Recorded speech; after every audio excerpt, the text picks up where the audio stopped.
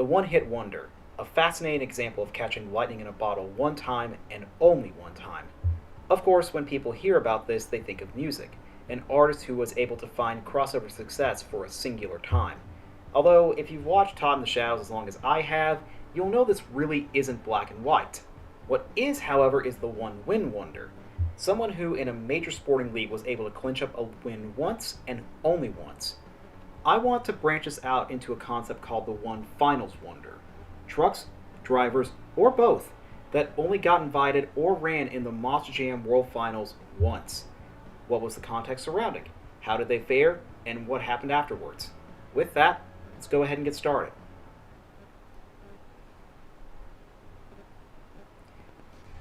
Boy, this one is dense. Couple things to note. Given how few Monster Jam in-house identities there were at this time, we got a slew of independents who made their sole appearance here. Let's start off first with Dave Pizzo and Prowler. The brother of Team Predator leader Alan, Dave was instrumental in helping with the launch of Prowler in 1999, but would step away from the truck soon after the show, aside from some fill-in spots here and there. A round one loss to Gravedigger and his full freestyle being lost media kinda tells you how his night went. Soon after, Larry Jarzel will be the new primary driver, as Prowler continues to compete even through the last couple years.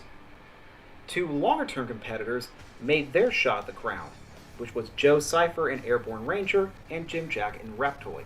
Let's start with Airborne Ranger. To be honest, this one did make total sense this year, as A, Joe is a home state hero from neighboring Reno, and B, he had his biggest win earlier this season winning freestyle in Anaheim. The only paraplegic monster truck driver in history, Joe really had to innovate to get his truck running on the top level. And to his credit, he succeeded. Although tonight wouldn't really reflect this. Yeah, an early hit in the wall in round one basically ended his night extremely early. Hell, it wasn't any better for Jim Jack and Reptoid. Jack, coming all the way from Florida, spent the 90s building up his name and really got known around 2000, but compared to a strong night from fellow Floridian Scott Hartsock, Jim would lose in round 1 to Hartsock and blow a motor, leading to the freestyle with a 4. The first instance of the doghouse, i.e. scoring a 4, the lowest score under the old World Final scoring system. For Joe, despite his televised coverage falling off post-2001, he actually still competes to this day primarily with Hot Wheels, making him one of the longest tenured drivers, nearing to what I think is his 30th year of competition, which is insanely respectable. Jim Jack, however, would be a staple on Monster Jam for the next 6 years before selling the truck to Mark Peterson in the mid-2010s, as he retired from his own successful career, including some televised wins peppered in. So, despite a less than stellar night for both, their resumes definitely make up for it. Our final truck/driver combo, the NWO truck, would be up until Bro Camino in 2020 the shortest-lived FELD identity, with this being around from mid-January until this event. This was its final show, and counting all events, it was in the single digits. Named after the wrestling stable of the same name, NWO, despite some early success thanks to its mysterious driver, it was really a blink and you'll miss a truck. Although it did fare well, getting third in freestyle with a 37. The driver, Rob Nell, spoiler alert I guess, it's been 25 years, would continue to drive trucks like Bulldozer, Hot Wheels, and El Toro Loco, even coming back from a horrific injury to continue running. However, as stated in some previous videos, he would sadly pass away last year in 2024. Oh yeah, there was also its spokesman. Wonder whatever happened to him. Speaking of WCW, Nitro Machine made its sole appearance driven by Charlie Pauken, being the first victim to Tom Meents, and again having a freestyle that's lost media. The truck was the first of the WCW fleet to debut, having ran for the first time in November of '99 with Pauken behind the wheel as well. The truck would go to, oh hey, look at that, before being converted to Inferno. Pauken, meanwhile, would, look, do I even need to make some lame joke here? The guy went on to become a living legend and one of the greatest drivers of all time. You don't need me to tell you that. We'll get to his full career at some point, along with a few other drivers here, but he's the GOAT. Come on now. Sky Hartley, former Bigfoot alumni, would debut Sting, where the truck would famously have the entire body fly off in a single jump. Honestly, in Hartley's career, it's wild to think how short his tenure with Sting was, lasting less than 2 years. Yeah, by mid-2001, Hartley would be out with Tony Farrell filling the seat, And Hartley, saying some fill-in work and driving for Brian Barthel in 2002, would also retire. Fun fact too, he is the only driver to have piloted a WCW truck for both Bigfoot and Monster Jam. When you're so good the two top teams hire you, that's gotta be a major flex. Speaking of 2002 work, Scott Stevens, a legend as well, would take King Crunch for its sole run under his tenure. Honestly, this was more so timing, as Scott had been driving for almost 20 years at this point, and during the era where trucks landing would destroy your spine, it was inevitable. Despite shock-beating Gravedigger, he would lose an engine, ending his night early. While following this, King Crunch would go on to multiple stints in the World Finals under his former crew chief, David Smith.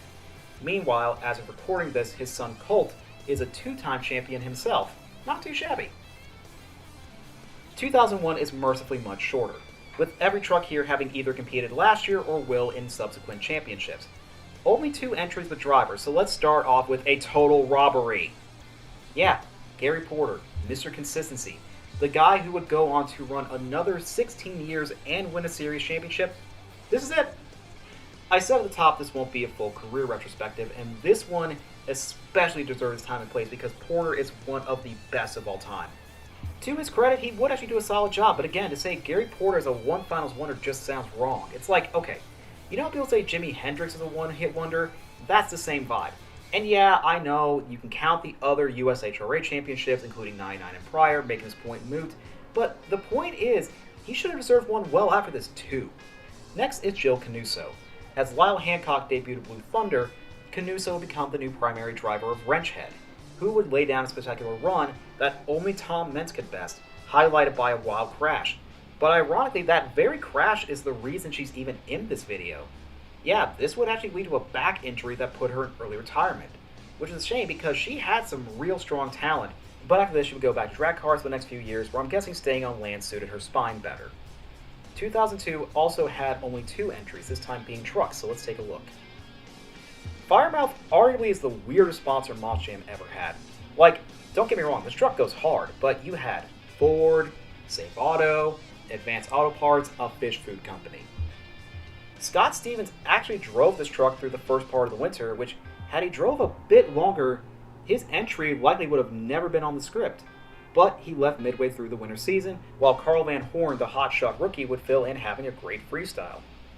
Fun fact, there was a contest where you could have joined the crew at World Finals 4, which was advertised following this year's World Finals, meaning this truck was in some part meant to last longer than a year before the contracts ended.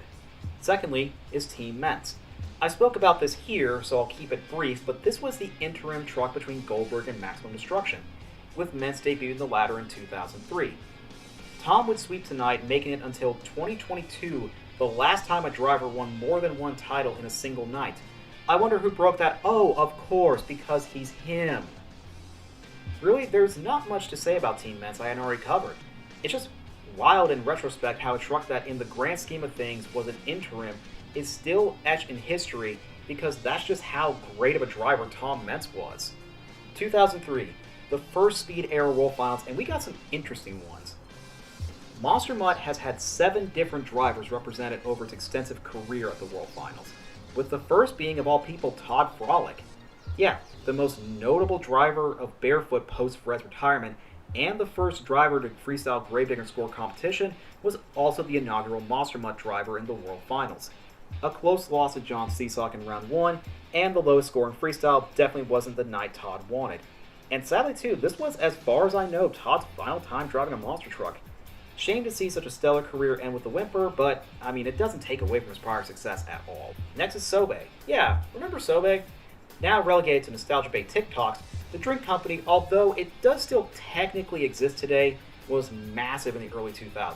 Basically, like, okay, you know how Celsius sponsors everything now? Well, almost everything. That's basically what Sobe was.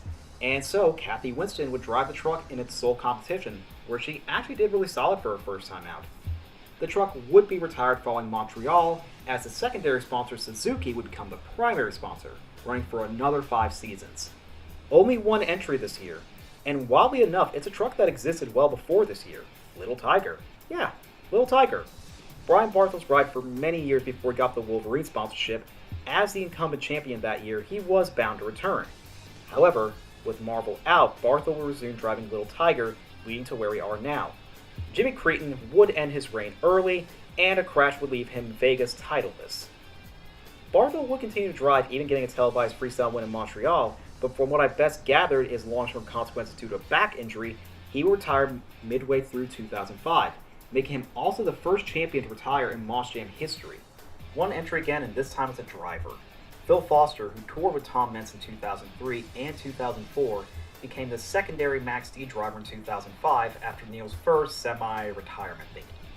And of course, given Neil piloted Hot Wheels here last year, Phil was a natural candidate. However, mechanical issues would plague the Hot Wheels truck, something that would also ironically bite Neil for the next 2 years, leading to a less than optimal showing. I already spoiled it, but yeah, Neil returned in 2006, while Foster would go to pilot Tropical Thunder, the teammate of the Patriot and Dan Rodoni, who we will get to later. Ironically, the first two performers in freestyle would end up being on this list. First, let's get to Jason Childress. A former gravedigger and bulldozer driver, Jason would be called to drive the new Batman truck, and he put it to good use being the first driver to beat Lindsey Wink during his hot streak in Iron Outlaw. Plus, here in the finals, fighting a broken truck early definitely showed some tenacity, but this was in essence where his story in Monsters would end, as he would go with his brother Lonnie to focus on their auto shop, although R's still involved with RCs, which I gotta imagine is at least way less of a headache to maintain. Meanwhile, in another bizarre sponsor, Taco Bell competitor Del Taco would debut Del Scorcho, a truck themed after their hot sauce of the same name driven by Frank Krimmel. Competing exclusively on the West Coast, the truck had a great freestyle, holding on to the lead until Charlie Potkin decided to change that. The truck would compete in a couple more events before being retired, but honestly I kind of miss this truck. Hell, with Del Taco now expanding to the East Coast, I figured now would be a high time for a return, but I guess not. I'll just go grab my burrito, I guess. Only one entry this year. And remember Joe Canuso from back in 2001? God, I hope you do. This video isn't that long yet. Well, another similar case was that of Courtney Jolly. Courtney took over the Pastrana 199 truck in 2006, but this year would have a new chassis, which was by far a massive step up, including some spectacular freestyles. She would suffer an early crash in freestyle, but this actually wasn't a career-ending injury, but this right here, a bad side slap in Detroit the following year, which would be, ironically enough, what would give Cam McQueen his role taking over the ride, and the rest is history. Courtney is definitely one of the biggest what-ifs in Monster history, I feel. She really had a ton of potential to go far, especially if her sister Candace is anything to go off of. Our next entry into the category of, wait, what the hell, this guy only had one World Finals appearance, is Greg Christensen. He's along the ranks of Porter in that trying to do a full career summary in a short paragraph would be impossible and full-on disrespectful. For 2008, however, he would take the reins of Iron Outlaw and run the new Q Torque design. But a one-hit in freestyle and losing out to the boss in round 1 ended Craig's night before it had a chance to really begin. It's a shame too, because I genuinely feel he deserved at least 2 or more cracks at the crown, especially in 2010 with Donkey Kong. Our first driver/truck combo we've had since 2000, this being Randy Moore and the War Wizard. Having been a staple on Monster Jam for the last few years, it was inevitable, if not, I feel, a couple years later than it should have been, but hey, better late than never. His performance here was solid overall, but didn't end up on a podium in either competition. Still, to come out this far west was an accomplishment in itself. Randy would continue to campaign War Wizard through the mid-2010s, before selling the operation where it does still run to this day. And also, no, I'm not counting Travis Pastrana. Like, yes, it's technically correct, but this was done to debut Nitro Circus, and while, yeah, he did pretty damn good, he wasn't ever a full-time monster truck driver, and he only competed in freestyle, so I'm saying he's disqualified from this list. I'm sure he's going to be greatly offended by that. We can skip this year. No, seriously. Every truck and driver in this year's World Finals either competed in one before or after. So, let's move swiftly on to another truck/driver combo. This time it's Jeremy Slifko and Backdraft. And look, unless you were there, it's hard to describe how much hype this kid had around the time. Like, independent second-generation drivers weren't as commonplace as they are now, and Jeremy had some insane performances, even winning freestyle in Orlando that year. But in a way, this World Finals started to begin a bit of a downturn. The white body has gone down in infamy, as not only would he break early here, he would also have a terrible night in his home track of Philadelphia. Despite a solid 2012 and 2013, it wouldn't quite measure up to his 2010 and 2011 success, and he would retire following the 2013 season, as the whole Slitko operation would be sold off, but the trucks do still compete to this day. Ironically enough, especially as of this year, we've actually seen close friends of the family, the Sea Sox, run these trucks, so that's pretty cool. 2012 and 2013 also had no new entries, so now we'll skip to 2014, with 32 expanded trucks and 2 entries. Let's start off with the more boring one. Man of Steel was the short-lived reboot of Superman based off the same Harbinger of Doom to DC. Randy Brown, whose team toured the truck, would drive at the World Finals, and really, this night wasn't Randy's worst, but not his best either for sure. And really, I don't think many were missing this truck. I mean, the biggest talking point of it is that it's one of only a handful of Monster Jam owned trucks with Dodge bodies, but otherwise it's just a lesser Superman, which, hell, the original did technically run longer than this truck, so you can't even give it that. Randy Brown, of course, meanwhile, will continue to run strong and compete subsequently in Gravedigger, so, I mean, I don't know, maybe there's a mass contingency of Man of Steel fans down in the comments, maybe Zack Snyder fans really clamor for this truck, but I never really dug it. Alright, let's go from boring to infuriating. How the hell did Dan Radoni only get one shot at the title? Yeah, alongside Titan getting a nod this year, West Coast legend Dan Radoni finally got a chance in the Patriot. But not in 2009, 2010, 2011, any other year? One good thing at least is he made the most of his time laying down a phenomenal freestyle.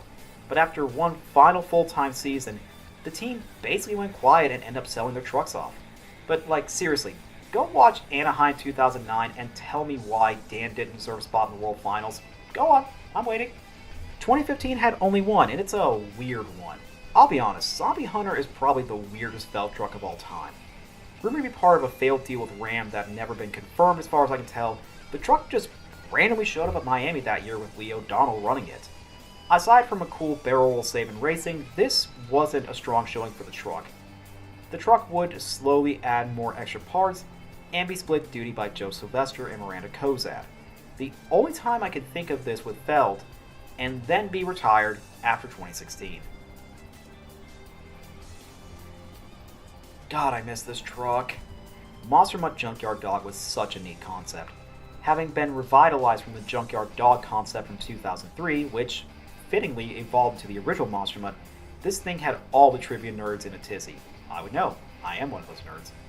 And with the new bodies unveiled, this basically took old Merc bodies, and the more damage it got, the more it leads the appeal. Having seen this truck debut in Atlanta, I basically saw it the cleanest it ever would be.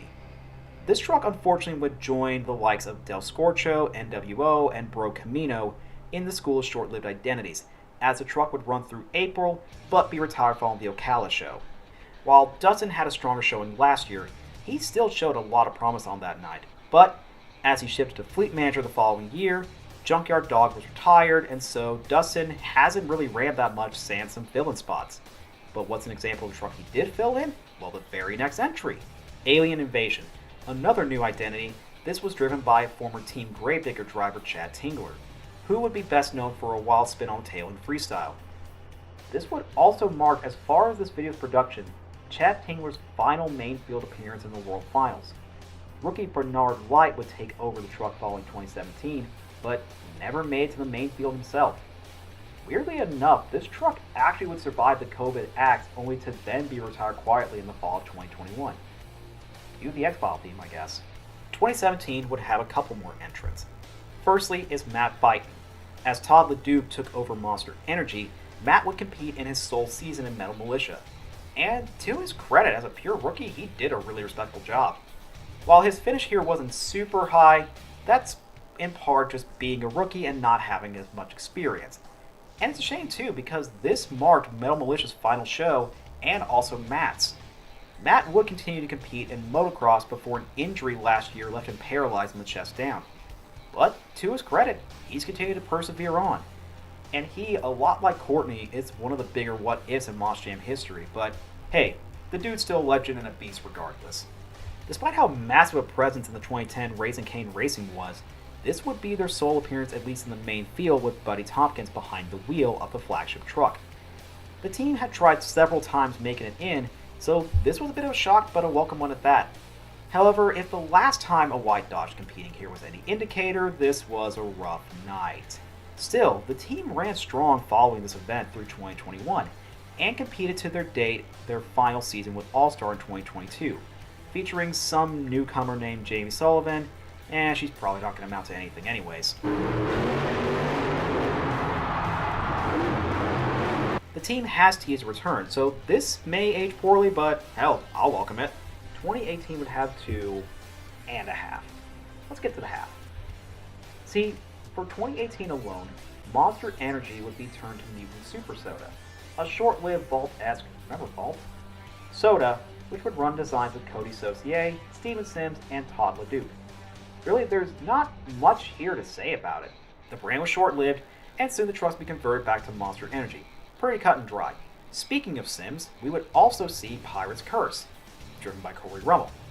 Yeah, see, despite being one of the strongest drivers of the mid-2010s, in my opinion, Steven never got to compete with Pirate's Curse.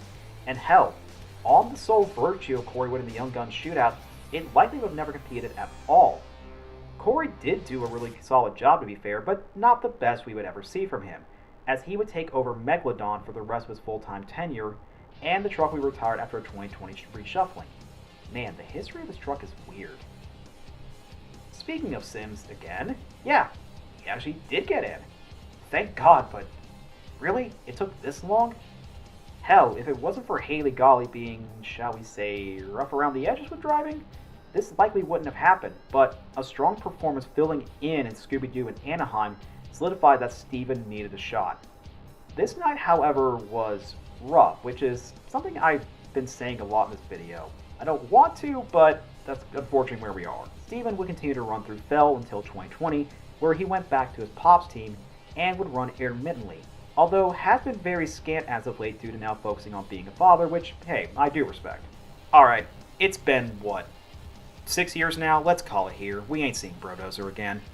This marked the first diesel-powered Moss truck in Moss Jam. Only because they told Dave Ramirez no. You deserve better, King. Where it would finish a respectable, if not maybe controversial, top 5 in freestyle. Meanwhile, secondary driver Colt Stevens would go up to clinch titles of his own. And as of now, outside of the Breaking World Record special, the truck hasn't been seen since. Hell, I waited until after the World Finals this year to make this video, half expecting to see Heavy D bring it back out. But since that didn't happen, I'm calling it. Now we have to skip a few years. Mark List. Yeah, it actually has been a while. After running strong in the arenas, he was promoted to stadiums where he would clinch up the first overall on the year and also make an impressive run in the finals, making it to the third round in racing and finishing the top 5 in freestyle.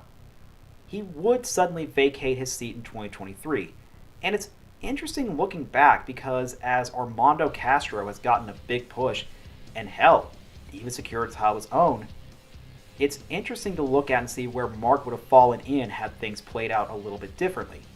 But still, he made the most of his one shot. I may be calling it a bit early here, but given that they've been stepping down from full-time competition, I'm gonna put this in. Maybe I'll be surprised and I'll welcome it, but for this entry, let's talk about Ryan Disharoon. Ryan, having spent the last 10 years building up his resume, I think could have gotten another crack at the title before this, but in Nashville he was called to bring Shaker to the championship. While the night wouldn't fare the best, he still had a strong year overall, and hell, had a strong 2024 as well. But following that season, as I have said, the team has stepped back from Moss Jam, leaving a massive question mark on if he'll return to the promoter. But still, he's definitely proved himself to be one of the top players in the indie scene. Oh god, this one hurts. David Olford, after having an insane run and strong stadium debut, would also step back as well following this event. He himself would fight through to get the last spot in the World Finals, winning the LCQ against his boss, Mike Christensen, and also had an insane 7-1 racing record. I do hope this ages like milk because he's got a lot of talent and a ton of personality. I won't count Velociraptor itself because Devin Winfield seems to be doing a great job of keeping the name going. And of course, yes, David is still out there and he's burning it down in DCT with the likes of Dirt Crew and Dirt Crew Dozer.